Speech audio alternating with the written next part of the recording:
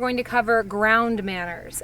This is basically, simply put, the way that your horse should behave around you on the ground and vice versa. Again, I always want to stress how important it is to have a positive attitude when dealing with your horse.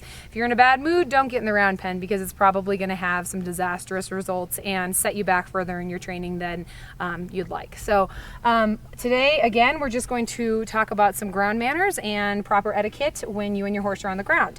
A couple things I want to cover really quickly. One is the holding of the lead rope. A lot of times I see people wrapping the lead rope around their hand or else getting it on the ground and around their feet. Not only is this dangerous for you, but it's also dangerous for your horse. Proper way to hold the rein or the lead rope is to just grasp it on your hand so that if the horse does jerk away quickly, it'll just come out. It's going to give you a rope burn, but it's not going to it's going to keep you from losing a finger or something equally as bad. So just make sure that you always have not only giving your horse plenty of room for his head. You never ever want to grab the horse right here. That's going to make the horse uncomfortable. You always want to give the horse just room to have free head and do whatever he wants with his head if he's behaving himself. So first of all, just make sure you never wrap the rope around your hand. Always hold it freely. Gloves are a smart idea. It gives you control in addition to safety precaution. So in addition to that, always giving the head free rein, or the horse free rein of its head, and that's a great place to start.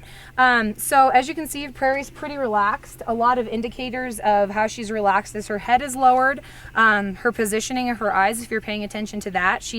Her eyes are kind of hooded. Right there, she just got interested in something over there, but for the most part, Prairie is very relaxed in this environment. She's comfortable, which is always how you want to work with your horse. If for some reason your horse is exhibiting signs of fear, stress, something like that, again, take a step back, find out what's aggravating your horse or what you have failed to communicate to your horse correctly. You are in the right place at the right time as far as educating yourself on how to correctly communicate with your equine. Paying a trainer to help your horse deal with your inadequacies as the trainer and the owner of your horse is only going to be a very short-lived proposition. Actually educating yourself on how to become a proper horse communicator and trainer is going to have much more fruitful results in the long run. So a few things that you want to always be aware of. Horses, as I've said before, love to play games. They are going to take advantage of you, especially if you have a younger horse. They're just very, very curious by nature. A lot of times in these videos, you'll see Prairie kind of lipping me or eating her lead rope or other things like that that are not really bad habits, but that are just a horse being playful and stimulating itself. Most horses, especially if they're kept in a stall, are not getting the mental stimulation that they need and desire in order to be healthy animals. So they will play games with you as the trainer and as a companion to them, which is ultimately the goal, is to have a partnership with your horse as opposed to a dictatorship. So some things that you want to be aware of when leading the horse. Prairie is very receptive to pressure. Just lightly, you see that I have pulled on her and she stops, and then if I stop, she stops. This is what's called a close talker in horse language, where she likes to get right up close to you. And that's okay, just as long as she's not bullying you, bumping you around, minding her manners. As you saw, it just took a little bit of pressure to get her to move forward, but it also needs to be the same for stopping. So a little bit of pressure to move, and then she just stops.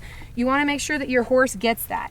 Now, one way to teach your horse to stop or to be responsive to wherever you're at in your personal space, one thing I like to do is just hold your arm out straight and draw a circle around you on the ground with your arm, just an imaginary circle, and your horse always needs to stay out of that circle. A horse that's pushy is never going to respect you, and as we've gone over and will continue to go over, respect is one of the most important things that your horse needs to have. You need to be the alpha horse. You don't want a horse that outweighs you by 10 times to be stomping you around, pushing you around, being aggressive with you. The minute your horse realizes that it can be aggressive with you, you have a problem. So helping the horse to deal with pressure, giving into pressure is always pleasure for your horse. So if I'm pulling on horse and she's moving back, and she's moving back and moving back, the minute I let up on the pressure, that release is actually giving her, it's basically a reward for her.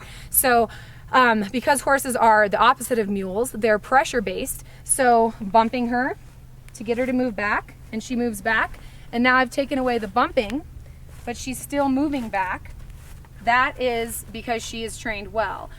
You want to make sure that your horse is always respectful of your space, and if you need to bump her to get her to move back out of your space or to pull on that pressure, immediately release when she's given you what you want and has allowed you to be the trainer and to give her a tool to use to make sure that you guys are communicating well on the ground.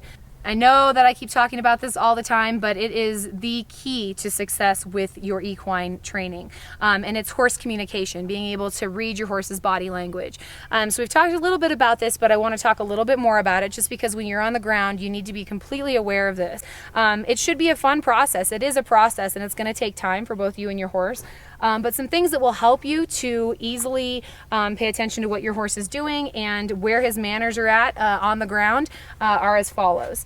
A horse that has its head kind of lowered, she doesn't have a high head, she's not alert, her ears are kind of back, she's obviously rather docile right now.